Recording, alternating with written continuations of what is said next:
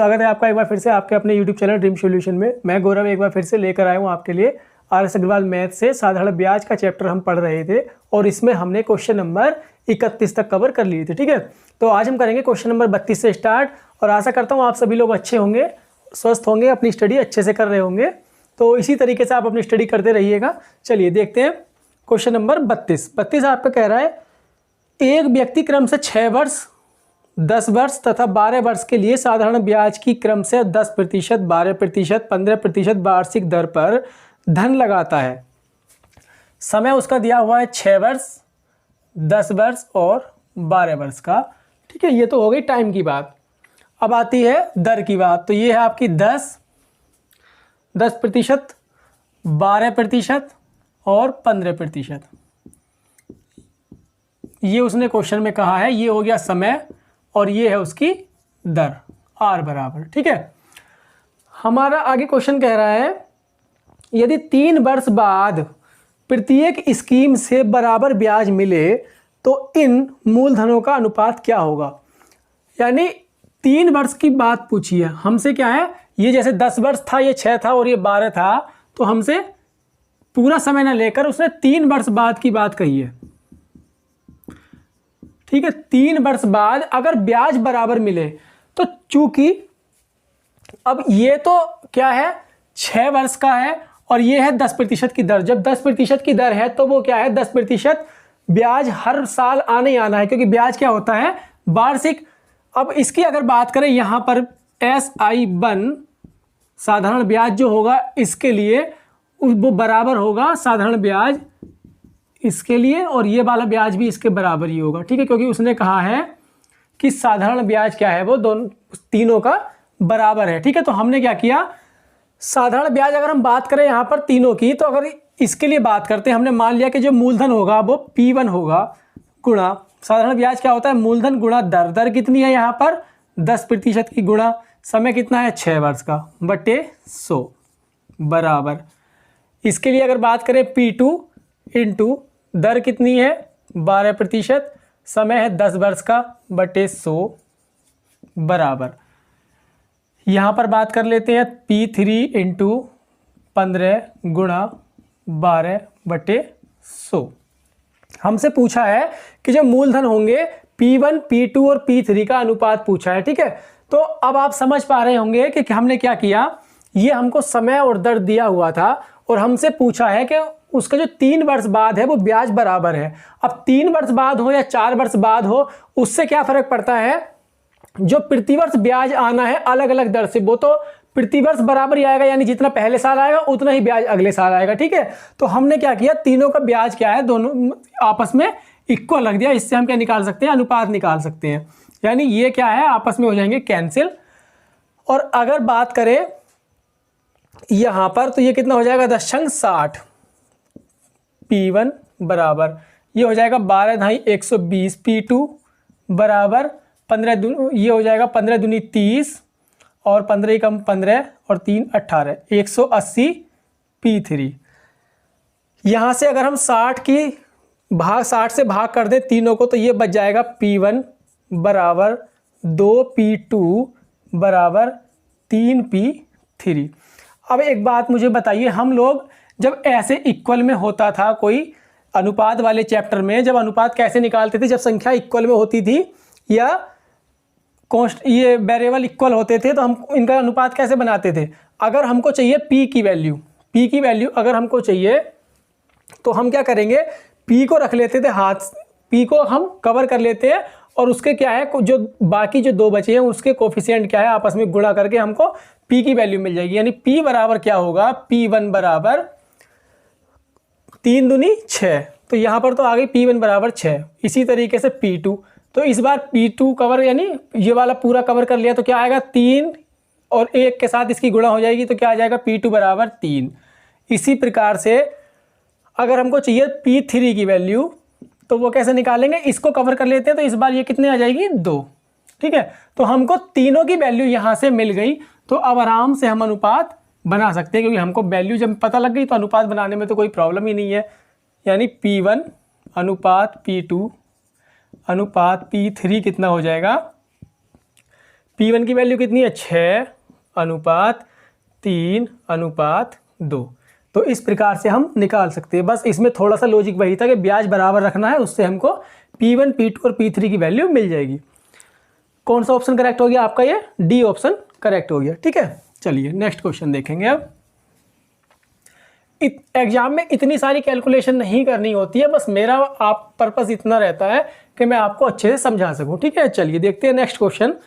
एक व्यक्ति 10,000 रुपए के एक भाग को 5% तथा दूसरे भाग को 6% वार्षिक दर पर निवेश करता है। यदि 5% पर निवेशित राशि 6% पर निवेशित राशि से प्रतिवर्ष 76 रुपये 50 पैसे अधिक ब्याज दे तो 6% पर निवेशित राशि कितनी होगी? अगर हम बात करें इस तरीके से, तो अगर ये देखिए 10,000 रुपये की राशि है, एक तो दिया उसने 5% पर, एक दिया उसने कितना 6% पर। ठीक है, एक दिया है 5% पर, दूसरा दिया है 6% पर। तो अगर हम कहें कि 5% पर दी गई राशि x होगी और 6% पर जो राशि दी गई होगी वो कितनी होगी? भाई 10,000 में से अगर हम x निकाल दें तो ये बच जाएगी 10,000 माइनस के x। ठीक है, तो ये हमको मूलधन मिल गया। मूलधन हमको क्या है? मिल गया। अब हमसे कहा गया है कि 5% पर निवेशित राशि 6% पर निवेशित राशि से क्या है? 76 रुपये 50 पैसे अधिक ब्याज दर है। मतलब इससे जो ब्याज मिलेगा वो इससे कितना अधिक है? 76 रुपये 50 पैसे अधिक है। यानी S1 माइनस SI2 कितना है? वो 76 रुपये 50 पैसे है इन दोनों का। तो हमें क्या करना है? हमको निकालना है कि 6% पर निवेशित राशि कितनी है, यानी 10,000 माइनस x की वैल्यू निकालनी है। तो वो हम कैसे निकालेंगे? हमको पहले इसका ब्याज निकाल लेते हैं, फिर इसका ब्याज निकाल लेते हैं और दोनों को माइनस करके इसके बराबर रख देंगे। ठीक है, तो उससे हमारी x की वैल्यू मिल जाएगी। तो देखिए, अगर हम बात करें इसके ब्याज की तो ये कैसे निकालेंगे? x मूलधन गुणा दर कितनी है? 5%। ठीक है, और समय कितना दिया हुआ है? इसमें समय दिया हुआ है, समय की तो यहाँ पर कोई ऐसी बात की नहीं गई है। वैसे एक ही वर्ष है ना, प्रतिवर्ष की बात की है तो एक ही वर्ष लिख लेते हैं, क्योंकि दोनों के लिए क्या है? समय तो बराबर ही होगा। तो ये आ गया 100 बराबर, ये आ जाएगा, सॉरी बराबर नहीं, ये इनका अंतर आएगा 10,000 माइनस x इंटू यहाँ पर दर कितनी है? 6% की बट्टे 100 और बराबर कितना है? 76 रुपये 50 पैसे। ठीक है, इतना आपको करना है। उसके बाद में क्या करेंगे हम? ये हमारा 100 नीचे से कॉमन लेके हम इसको इधर गुणा में भेज सकते हैं। इतना काम करने में तो कोई प्रॉब्लम नहीं होनी चाहिए। ठीक है, ये कितना आ गया? 5x माइनस ये 6 अंदर गुणा करेंगे तो कितना आ जाएगा? ये 10,000 है, ये आ जाएगा माइनस के 60,000 प्लस के 6x, एक माइनस ये है एक ये है, तो इससे 6x हो गया, बराबर कितना हो गया? बराबर हो जाता है ये आपके 7650 रुपये, क्योंकि 2 जीरो ये हो गए तो ये दशमलव यहाँ पहुँच जाएगा। अब हम क्या करेंगे? ये आपका 6x, ये 5x, ये हो गया आपका 11x बराबर 60,000, ये इधर जाकर प्लस का हो जाएगा तो ये वैल्यू कितनी हो जाएगी? 67,650 रुपये। तो यहाँ से x की वैल्यू अगर हम निकालें तो वो कितनी हो जाएगी? 11 से अगर इसको काट दें तो ये आ जाएगा 11 छंग 66, 11 कम 11, 11 पंजे 55, यानी 6150 रुपये किसकी वैल्यू आ गई? x की। और हमको क्या चाहिए? जो 6% वाला जो मूलधन है वो चाहिए। तो हम क्या है? 10,000 में से कितना? 6150 रुपये निकाल देंगे। हमारी x की वैल्यू कम हो जाएगी तो हमको क्या है? 6% वाली राशि मिल जाएगी। तो ये आ गया आपका, यहां से आ जाता है 3850 रुपये। कितना? 3850 रुपये, यानी आपका ऑप्शन कौन सा करेक्ट हो गया? सी ऑप्शन करेक्ट हो गया। ठीक है, चलिए देखते हैं नेक्स्ट क्वेश्चन। अच्छे से समझ आया होगा। अगर इसमें था तो ऐसा कुछ नहीं, बस हमको मानना है कि 10,000 रुपये को किन 2 भागों में बांटना है, उस प्रकार से बांट के हमने अलग अलग ब्याज निकाल लिया। ठीक है, चलिए देखते हैं नेक्स्ट क्वेश्चन आपका क्या कह रहा है। 2500 रुपये का 6 वर्ष के अंत में उपचित ब्याज 1650 रुपये है। ब्याज है 1650 रुपये और ब्याज कितना होता है? मूलधन 2500 गुणा दर कितनी है यहाँ पर? 6 वर्ष के अंत में दर हमको निकालनी है, वो मान लिया R इंटू टी कितना है? 6 वर्ष बटे 100, यही कहा है क्वेश्चन में। और आगे कहा है कि इसी दर तथा इसी अवधि के लिए 6875 रुपये का कितना साधारण ब्याज होगा। तो पहले यहाँ से हम दर निकाल लेते हैं, चूंकि इसी दर पर पूछा गया है। तो दर कितनी हो जाएगी? ये 2 जीरो से 2 जीरो कैंसिल हो गए। 6 से अगर हम इसको काटे तो 6 दूनी 12, 6 दूनी 12, यहाँ से बच गए आपके 4, 6 सत्ते 42 और 6 पंजे 30। अब 25 से अगर काट दें तो 25 ही कम 25 और 25 ही कम 25, यह आ गया आपका 11%। आर बराबर हमको 11% मिल गया। हमको निकालना है 6875 रुपये का ब्याज इसी दर से और इसी समय के लिए, यानी समय कितना है यहाँ पर? 6 वर्ष बटे 100, ये हमको निकालना था ऐसा ही 6875 रुपये का। तो अगर हम बात करें इसकी गुणा कर दें, फिर क्या है, नीचे जो 2 जीरो है उससे उतने पे दशमलव लग जाएगा। तो ये आपका 6875 है, 11 छंग 66, इसकी गुणा कर लेते हैं। ये कितना आएगा? 6 पंजे 30, 6 सत्ते 42 और 3 45, 6 अट्ठे 48 और 4 52 का 2 हासिल 5 और 6 छंग 36 और 5 41। ठीक है, तो ये तो आ गया 41 और इसके बाद में यहाँ पर भी क्या आएगा आपका? यही सेम वैल्यू आ जाएगी। 2 अगर संख्या सेम हो तो इसमें हमें ये आसानी रहती है। 5 7, ये कितना हो गया? 3 5 और 4, तो ये आ जाता है आपका 2 जीरो यहाँ पर थे तो 2 से पहले क्या आ जाएगा? दशमलव। तो आपकी जो राशि आएगी वो कितनी आ जाएगी? यानी ब्याज कितना आ जाएगा? 4537 रुपये 50 पैसे। कौन सा ऑप्शन करेक्ट हो गया आपका? 4500, ये आपका हो जाएगा ई ऑप्शन करेक्ट, क्योंकि आपका कोई मैच ही नहीं कर रहा। ठीक है, तो ई ऑप्शन ही मान लेते हैं यहाँ पर, अगर कोई मैच नहीं कर रहा तो। चलिए नेक्स्ट क्वेश्चन देखते हैं। नेक्स्ट आपका कह रहा है, नेक्स्ट क्वेश्चन कह रहा है आपका, सुहित ने विकास से साधारण ब्याज पर 14% वार्षिक दर से 3 वर्ष के लिए 6300 रुपये उधार लिए। विकास से लिए हैं सोहित ने। ये आ गए आपके विकास, सबका साथ सबका विकास वाला नहीं है ये विकास एक कैंडिडेट है। विकास और सोहित ने क्या लिए हैं? सुहित ने इससे 6300 रुपये उधार लिए हैं। 6300 रुपये इसने इसको दिए। आगे कहा है क्वेश्चन में कि इसमें कुछ और धनराशि जोड़कर मोहित ने उतनी ही अवधि के लिए, 3 वर्ष की बात की गई है। ठीक है, यहाँ पर 3 वर्ष के लिए दिया गया है, यानी टी बराबर है 3 वर्ष और दर कितनी है यहाँ पर? आर दी गई है 14%, यानी 3 वर्ष के लिए 14% पर इसने 6300 रुपये इसको दिए हैं। और इसने क्या किया? इन 6300 रुपये में कुछ राशि अपनी तरफ से जोड़ ली और आगे क्या कहा क्वेश्चन में कि उतनी ही अवधि के लिए, यानी टाइम पीरियड यहाँ पर भी 3 ही वर्ष है और दर कितनी यहाँ पर कर दी इसने? 16% पर किसको दे दिए? मोहित को दे दिए। इसको मोहित को दे दिए। तो अब हमसे क्वेश्चन में कहा गया है कि उसने मोहित को 16% वार्षिक दर पर उधार दे दिए। इस सारे लेन देन में सुहित को 618 रुपये का लाभ हुआ। इतने सब कुछ करने के बाद इसको यहाँ पर 618 रुपये बच जाते हैं। कितने? 618 रुपये बच जाते हैं। हमसे पूछा गया है क्वेश्चन में कि उसने मोहित को कितनी राशि उधार दी थी। मोहित को कितनी राशि उधार दी थी? तो अब हमसे पूछा गया है कि 6300 प्लस एक्स की वैल्यू हमसे पूछी गई है, यानी जो मोहित को उसने पैसे दिए थे वो हमसे पूछा गया है। तो वो हम कैसे करेंगे?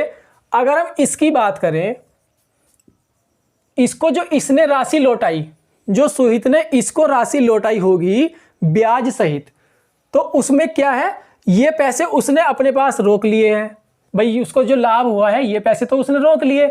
तो जो राशि इसको दी है उसमें अगर हम ये जोड़ दें तो जो कुल राशि होगी वो इसने मोहित से लिए होंगे। ठीक है, तो पहले हम क्या करते हैं, 6300 रुपये इसका ब्याज निकालते हैं 6300 रुपये का। तो 6300 गुणा दर कितनी है 14 और टाइम कितना है 3 वर्ष का बटे 100। और इसमें क्या है, 2 जीरो से 2 जीरो कैंसिल हो गए आपके, 14 तिया 42 गुणा 63। अगर हम इसकी क्या है गुणा करें तो ये कितना हो जाएगा, 2 तिया 6, 2 छक्का 12 और 4 तिया 12 और 4 छंग 24, अरे 25, 6 4 6 2646 रुपये, 2646 रुपये इसको मिलते हैं। अब देखिए ये जो आया ये आया ब्याज। इसने क्या किया, सोहित ने विकास को 2646 रुपये तो दे दिए, लेकिन इसको कितने मिले थे मोहित से, मोहित से इसको मिले थे 618, इसमें ऐड कर दीजिए तो ये इसको टोटल रुपए मिले होंगे, यानी 8 6 14, 4 और 1 5 और 1 6 और 6 6 12 का 2 और ये आ गया, यानी 3264 रुपये इसको कुल मिले हैं। यानी जो मोहित से इसने ब्याज लिया है वो कितना लिया है, 3264 रुपये। ये कितना है, मूलधन है, सॉरी ये क्या है, टोटल ब्याज है। तो ब्याज इसके किसके बराबर होगा, ब्याज होगा 6300 प्लस एक्स, ये हमारा मूलधन था। ये ब्याज किसके बराबर है, 6300 प्लस एक्स गुणा समय कितना था यहाँ पर 3 वर्ष का और दर कितनी थी 16% की। यही कह सकते हैं ना हम, जो हमारा जो ब्याज इसने यहाँ पर था, जो टोटल ब्याज था वो कितना था, इस वाले मूलधन का था। तो इस मूलधन के हमने बराबर रख दिया और हम निकाल सकते हैं कि ये अगर हम यहाँ आ जाए 3264, 2 जीरो यहाँ पर लग गए, बराबर 16 तिया 48, ये नीचे आ जाएगा कितना, चलो 16 गुणा 3 ही लिख लेते हैं, बराबर कितना बचा 6300 प्लस एक्स। इसको अगर हम काटें तो ये आ जाएगा 16 दूनी 32, 16 दूनी 32 जीरो, 16 चौका 64, ये आ गए 2 जीरो। 3 से अगर हम काटें तो 3 छंग 18, 2 बचे 3 अट्ठे 24, 6800 रुपये। तो 6800 रुपये किसके बराबर आ गई है, 6300 प्लस एक्स के। तो यहाँ से एक्स की वैल्यू कितनी आ गई, 6300 6800 में से कम हो जाएंगे तो एक्स की वैल्यू कितनी आ गई, 500 रुपये। ठीक है, एक्स की वैल्यू कितनी आ गई यहाँ से 500 रुपये। और हमसे पूछा क्या गया था, हमसे पूछा गया था मोहित को कितनी राशि उधार दी गई थी। तो कितनी राशि उधार दी गई थी मोहित को, मोहित को दिए गए थे 6300 प्लस एक्स रुपये, यानी इसी की वैल्यू चाहिए थी, हमको माइनस करने की आवश्यकता नहीं थी। तो इसी की वैल्यू हमको कितनी मिल गई, 6800 रुपये आपका क्या हो गया, आंसर हो गया। यानी कौन सा आपका आंसर हो गया, यहाँ से बी ऑप्शन आपका करेक्ट हो गया। अब आप समझ पाए मैंने इसको कैसे किया कि 6300 रुपये तो उसने लिए, लेकिन उसमें कुछ राशि उसने जोड़ दी, सेम टाइम पीरियड था, दर उसने 2% बढ़ा दी, उसको मोहित को दे दिया। लेकिन इतना सब कुछ सोचने से क्या है, क्वेश्चन सोल्व नहीं हो रहा था। क्वेश्चन सोल्व हुआ कि हमने इसका जो ब्याज निकाला और जो ब्याज उसने यानी जो लाभ उसने अपने पास रोक लिया, उसको अगर हम जोड़ दें तो वो उसने मोहित से राशि ली है, मोहित से उसने वो राशि ली है, एक तो अपना वाला लाभ प्लस इसको जो दिया है ब्याज। तो वो ब्याज निकालकर हमने इसमें ऐड कर दिया और वो ब्याज किसके बराबर होगा, इस वाले मूलधन के ब्याज के बराबर होगा। बस हमने ये किया है, बाकी इसमें कैलकुलेशन थी, वो आप अपने स्तर से कितनी भी शॉर्ट कर सकते हैं। ठीक है, चलिए, मेरा मतलब है कि बस आपको क्वेश्चन करने का तरीका आना चाहिए। क्वेश्चन का कंसेप्ट अगर आपको समझ आ गया तो आप 2 लाइन में भी क्वेश्चन कर सकते हैं। तो मेरा बस पर्पस यही रहता है कि एक्सप्लेन अगर ज़्यादा से ज़्यादा कर रहा हूं तो क्वेश्चन आपको आना चाहिए। नेक्स्ट क्वेश्चन आपका कह रहा है, श्री वर्मा जी 14,500 रुपये की राशि 6 वर्ष के लिए साधारण ब्याज पर निवेश करते हैं। ब्याज की किस वार्षिक दर पर उन्हें 21,460 रुपये मिलेंगे? 21,460 रुपये मिल रहे हैं। ये ए की वैल्यू यानी मिश्र धन दे रखा है आपका 21,460 रुपये। पी की वैल्यू आपको दी हुई है 14,500 रुपये। समय आपको दिया हुआ है कितना? 6 वर्ष का। हमसे पहले पूछा है यानी दर की हमसे वैल्यू पूछी है, तो दर हमारी कितनी होगी? पहले अगर हम बात करें, ये हमारा P है, ये A है, तो SI कितना हो जाएगा? यहाँ पर SI हो जाएगा A माइनस के P, क्योंकि मिश्र धन में से अगर हम मूलधन निकालें तो ब्याज आ जाएगा। तो अगर हम इन दोनों का अंतर निकालें तो वो कितना हो जाएगा? वो आ जाता है आपका 0, 6, 9 और ये बचा 6। तो SI की वैल्यू कितनी हो गई आपको? 6960 रुपये। किसके बराबर होगी ये? मूलधन गुणा दर गुणा समय बट्टे 100। ठीक है, दर हमने R मान ली। 0 से ये 0 कैंसिल हो गया। अगर हम बात करें 5 दूनी 10 और 5 नम 45, ठीक है, तो 29 बार ये कट गया और इसको 5 से काटे तो 5 ही कम 5, 1 बचा, 5 तिया 15, 4 बचे, 5 नम 45, 5 दूनी 10। 6 से अगर हम इसको काटें तो 6 दूनी 12, 1 बचा, 6 तिया 18, 6 दूनी 12, 232 बटे 29 बराबर कितना आ गया? ये R। अगर इसको हम काटें तो ये आपका कितने कट जाएगा? ये कट जाता है आपका 8 बार। ठीक है, तो R की वैल्यू कितनी आ गई? 8% की। तो यहाँ पर आंसर आपका क्या हो जाएगा?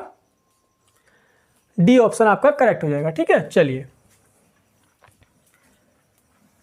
नेक्स्ट क्वेश्चन देखते हैं। नेक्स्ट आपका कह रहा है, एक महाजन एक ग्रामीण को 4,000 रुपये 3 वर्ष के लिए उधार देता है। 4,000 रुपये उधार दिए, कितने वर्ष के लिए? 3 वर्ष के लिए। यहां पर टाइम कितना है? 3 वर्ष। और आगे क्वेश्चन में कहा है इसके कुछ भाग पर साधारण ब्याज की जो दर है वो 10% है। एक भाग पर तो कितनी है? 10% की दर है। और जो दूसरा भाग है, 2 भागों में उसने धन दिया है, दूसरे भाग पर जो है दर कितनी है? 12% की है। ठीक है, और आगे क्वेश्चन में कहा गया है कि 3 वर्ष बाद उसे कुल धनराशि 5350 रुपये प्राप्त होती है। जो कुल धनराशि यानी मिश्र धन है वो कितना है? 5350 रुपये प्राप्त होता है 3 वर्ष के बाद।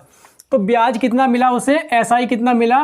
वो हमने 4,000 अगर इसको माइनस कर दे इसमें से तो हमको ब्याज मिल जाएगा। तो ब्याज कितना मिल जाएगा? वो मिल गया हमको 1350 रुपये।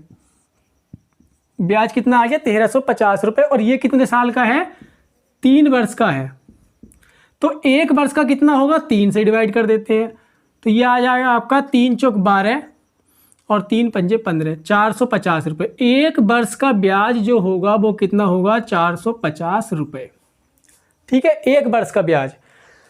तो अब हमारे पास इसके करने के 2 तरीके हैं कि हमको अलग अलग दर दे रखी है। अगर हम एक दर निकाल लें कि ब्याज हमको किस दर से मिल रहा है, यानी 450 बटे कितना? 4,000 गुणा 100 करके इसकी परसेंटेज निकाल लें तो ये हमको ब्याज की परसेंटेज मिल जाएगी। प्रतिवर्ष इतनी दर से ब्याज मिल रहा है तो हम उसका एलिगेशन दर के साथ बना सकते हैं। ठीक है, या फिर एक तरीका ये है कि हमको ये तो मिल गया कि 1 वर्ष में जो टोटल ब्याज आ रहा है वो 450 आ रहा है, लेकिन अगर हम बात करें कि 4,000 का 10% कितना होगा? वो हो जाएगा आपका 400 रुपये। ठीक है, अगर हम पूरा का पूरा धन 10% पर देते तो हमको मिलते 400 रुपये। अगर पूरे का पूरा धन 12% पर होता तो वो कितना होता? 4,000 का 12% कितना होगा? 12 चौक 48 यानी 480 रुपये।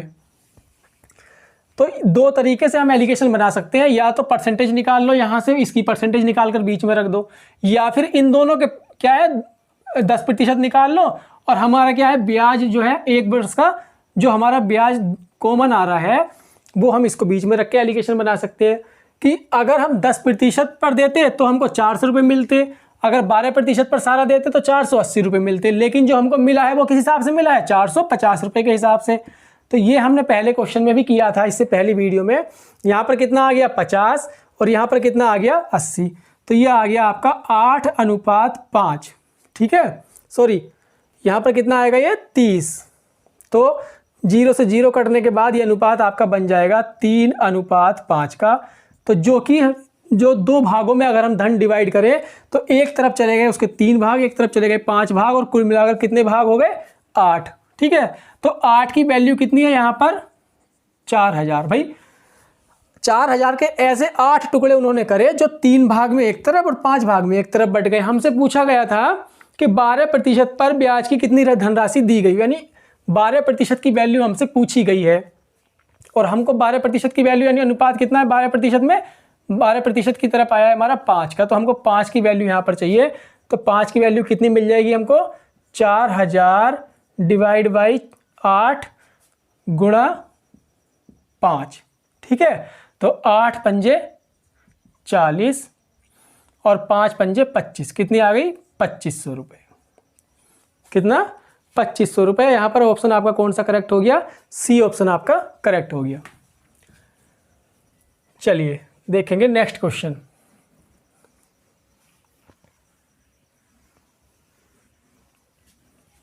नेक्स्ट क्वेश्चन आपका कह रहा है साधारण ब्याज की 4% वार्षिक दर से 4 वर्ष बाद दे 848 रुपये के ऋण के निपटान हेतु कितना वार्षिक भुगतान करना पड़ेगा।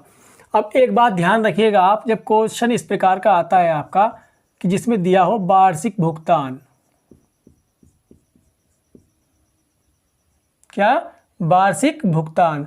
तो जब वार्षिक भुगतान की बात आती है तो जब हम वार्षिक भुगतान करेंगे कि 1000 रुपये हमें इस साल देने हैं, 1000 रुपये फिर नेक्स्ट ईयर देने हैं, 1000 रुपये फिर नेक्स्ट ईयर देने हैं, तो वो हमारी क्या बन जाती है?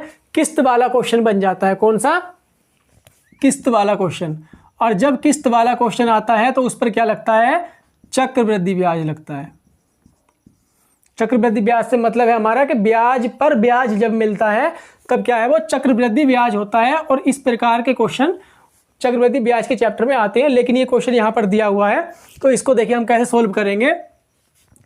मान लिया हमने 100 रुपये की किस्त उसको देनी है, तो हम क्या रखते हैं? 100 रुपये, 4 साल की बात है तो चारों साल हमने रख लिया 100 रुपये। पहले साल तो हमको कोई ब्याज नहीं देना होता, पहली किस्त चली गई बिना ब्याज के। दूसरे साल जो है उसमें ब्याज की जो दर है वो 4% हमने ऐड कर दी। अब नेक्स्ट जो ईयर आएगा तो उसमें क्या है? इस वाली ब्याज पर भी ब्याज लगेगा, तो यानी दर क्या हो जाएगी? दुगनी, यानी 8%। और उसके अगले साल क्या हो जाएगा? 4 दूनी 8, और या अगले साल और 4 साल मतलब 4% जुड़ जाएगा, तो वो कितना हो जाएगा? 12% का। 4, 8, 12, यानी अगर यहाँ पर होता तो 4 चौक 16% आ जाता। उसके बाद में 4 ऐड होते चले जाते, जितनी भी किस्त अगर यानी जितने साल की भी बात करी हुई होती है उसने। इसका जो टोटल आएगा वो आ गया 424, और 424 हमारा टोटल ऋण है इसके अकॉर्डिंग जो हमने माना है। ठीक है, और हमारा मानने के बाद में जो यानी जो उसमें एग्जैक्ट दिया हुआ है वो दिया हुआ है 848 रुपये का ऋण। तो यहाँ पर 1 के बराबर कितनी हो गई? 2 की वैल्यू। और हमने जो किस्त मानी है वो कितनी मानी है? 100 रुपये। तो जो हमारी जो वैल्यू होगी किस्त की वो कितनी हो जाएगी? 100 दूनी 200, यानी 200 रुपये की किस्त का उसे भुगतान करना पड़ेगा। इसमें कंफ्यूज करने के लिए एक ऑप्शन आपको दिया हुआ है 212 रुपये का। वो इसलिए कि कुछ बच्चे क्या करेंगे, जब 4 साल की बात करी है तो समझ में तो नहीं आएगा, लेकिन 4 से इसको डिवाइड करके सीधे 212 लिखकर उसको आंसर को क्लिक कर देंगे, वो आपका गलत हो जाएगा। ठीक है, तो आपका इसमें यहाँ पर आंसर कौन सा होगा? 200 रुपये की किस्त आपकी वार्षिक रहेगी। ठीक है, चलिए नेक्स्ट क्वेश्चन देखते हैं। क्वेश्चन आपका कह रहा है ए को बी के 1.5 वर्ष बाद 1573 रुपये देने हैं तथा बी को ए के 6 महीने बाद 1444 रुपये 50 पैसे देने हैं। यदि साधारण ब्याज की दर 14% वार्षिक हो तथा अभी एक दूसरे के कर्ज का निपटारा करना हो तो किसको कितने रुपए देने होंगे। देखिए जो आर की वैल्यू दी हुई है वो कितनी है? 14% की, और ए को देने हैं बी के कितने रुपए? 1573 रुपये। और ये कितने वर्ष में देने हैं? 1/2 यानी 3/2 वर्ष में। और आगे कहा गया है क्वेश्चन में कि बी को देने हैं ए के कितने? 1444 रुपये 50 पैसे, और ये जो देने हैं उसको ये देने हैं 6 महीने यानी 6/12 वर्ष में लिख सकता हूं, आधे साल में यानी 1/2 वर्ष में। ठीक है, अब हमसे क्वेश्चन में कहा गया है कि अगर इनको अभी ये बंटवारा करना पड़े कि जो ना तो 6 महीने बाद का और ना 1.5 साल बाद की बात करें, अगर अभी की बात करें तो किसको कितने रुपए देने होंगे, ये हमसे क्वेश्चन में पूछा गया है। अगर बात करें कि देखो जब ये ब्याज सहित हमको 14% ब्याज लगाने के बाद में ये रुपए देने हैं, तो ये क्या हो गया, ये हो गया हमारा मिश्र धन। तो इसके लिए तो मिश्र धन की वैल्यू कितनी हो गई इस कंडीशन में, ये तो हो गई 1573 रुपये, और यहाँ पर मिश्र धन कितना है 1444 रुपये 50 पैसे, है ना। अब मिश्र धन से हमारा मतलब होता है कि ब्याज में जब मूलधन वो जुड़ जाए, यानी 100% प्लस कितना ब्याज की परसेंटेज, ये हमारा कितना होता है मिश्र धन होता है। ठीक है, ये हमारी क्या है 100% प्लस ब्याज की परसेंटेज। अब ब्याज की परसेंट हम कैसे निकालते हैं, SI परसेंट हमारा कितना होता है, वो होता है R, यानी जितनी दर होगी इनटू समय। तो ये अगर हम इसकी बात करें तो यहाँ पर दर समय कितना है, समय है आपका 3/2 वर्ष का गुणा, और दर कितनी है आपकी, दर है 14% की, तो 2 सत्ते 14, यानी कितना हो गया 21%। भाई एक बात बताइए, एक साल में 14% का ब्याज उसके पास आ रहा है, ठीक है, एक साल में 14% का ब्याज जब आना है तो आधे साल में और कितना आएगा 7% का, तो 7 और 14 कितना हो गया 21% का। तो जो 21% का ब्याज आने के बाद जो रुपए होते हैं वो कितने होते हैं 1573। तो 121 यानी 100% तो हमारा क्या होता है मूलधन, 100% हमारा क्या होता है P बराबर होता है हमारा 100, और ब्याज हमारा कितना आ रहा है, वो आ रहा है 21 का। तो जो मूल मिश्रधन होगा वो कितना होगा 100 प्लस 21, यानी कितना हो जाएगा वो 121। तो 121 की वैल्यू किसके बराबर हो गई 1573 के। ये आप समझ रहे हैं ना। जब हमारा मिश्रधन कितना दिया हुआ है, इसमें जो टोटल पैसे हैं वो कितने देने होंगे 1573 रुपए, और उसमें 21% का क्या है ब्याज, तो 21% जोड़ के हमारा कितना हो गया 121 बराबर किसके हो गया 1573 के।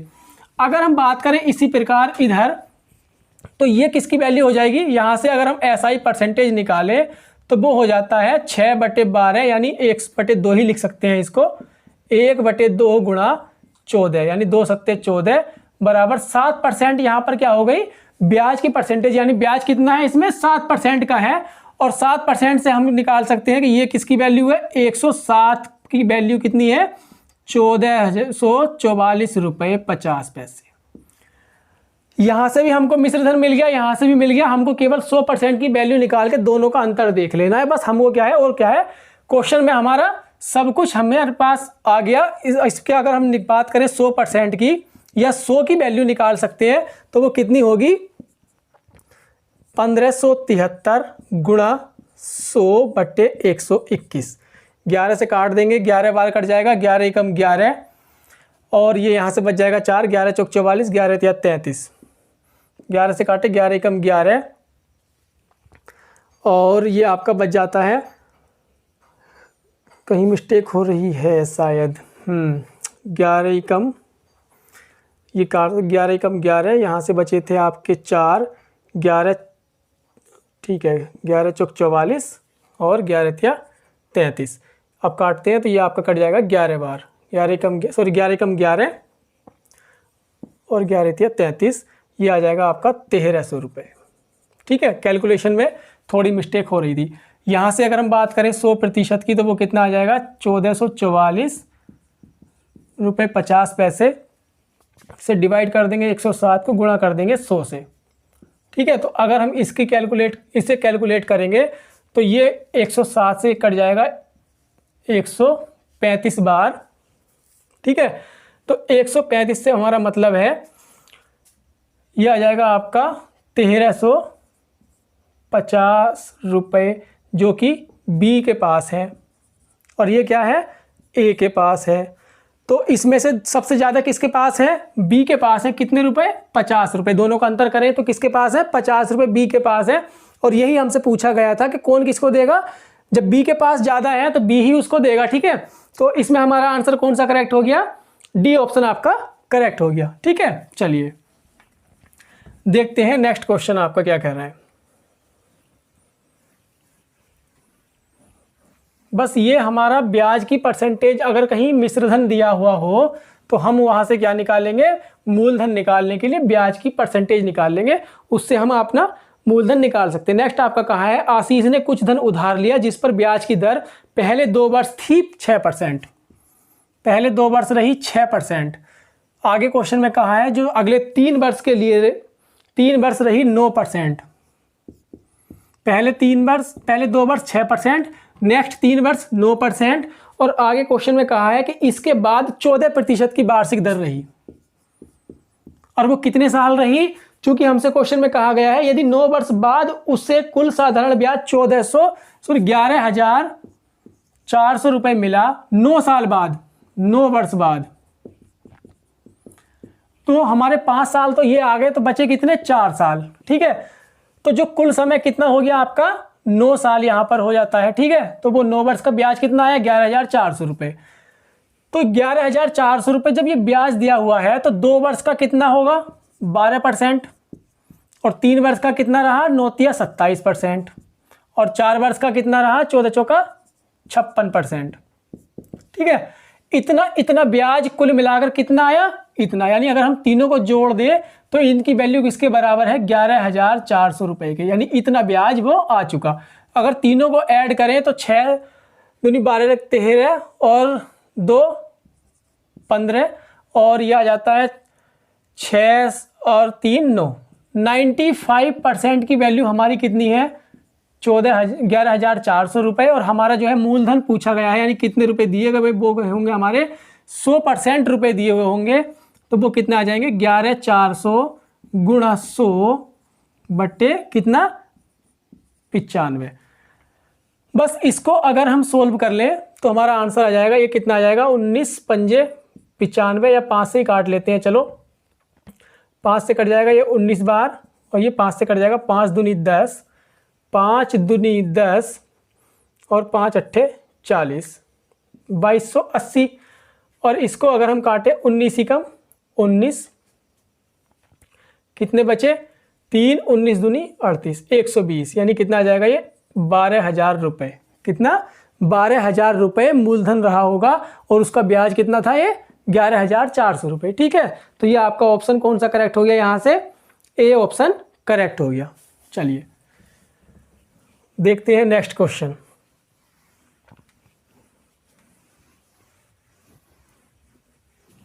नेक्स्ट क्वेश्चन आपका कह रहा है यदि समान वार्षिक दर से समान समय के लिए, समान वार्षिक दर है, दर और टाइम क्या है दोनों बराबर है, ये ध्यान रखिएगा। यानी आगे आपसे कहा है समान वार्षिक दर समान समय के लिए x का साधारण ब्याज 22 हो, p बराबर अगर हमारा x हो तो यहाँ पर SI कितना होगा वो 22 होगा।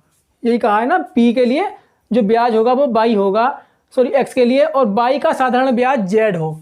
अगर हमारा p बराबर 22 हो तो यहाँ पर SI कितना होगा वो z होगा। ये हमसे क्वेश्चन में कहा गया है, और हमसे पूछा है कि निम्न में से कौन सा कथन सत्य है।